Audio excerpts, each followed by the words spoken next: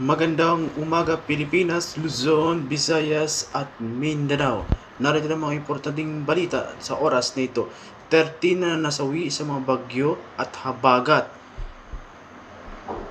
4.5 milyong katao ang apektado, pumalo na sa 4.5 na kataos na katumbas na 1.3 milyon pamilya ang naapektuhan ng pinagsamang epekto ng bagyong Krising, Dante, Emong at Habagat, habang tumataas na rin sa 30 katao ang naitalang death toll ayon sa Office of the Civil Defense nitong Sabado.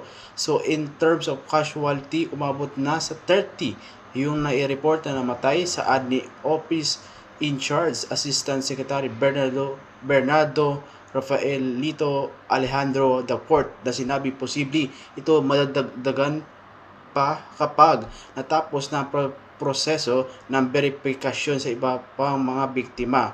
Sa tala ng OCD, nasa 4,530 naman ang mga barangay sa buong kapuluan ang naapektuhan ng magkakasunod na kalamidad, kung saan 55,000 pamilya o nakatumbas na 200,000 katao ang pansamantalang nanunuluyan sa evacuation center sa mga lugar na hinagupit ng unos.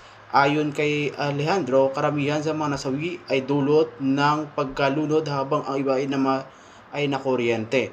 Sa evacuation, mayorya dito sa mula sa National Capital Region, Region 3, Calabarzon, Region 1 at Mimaropa.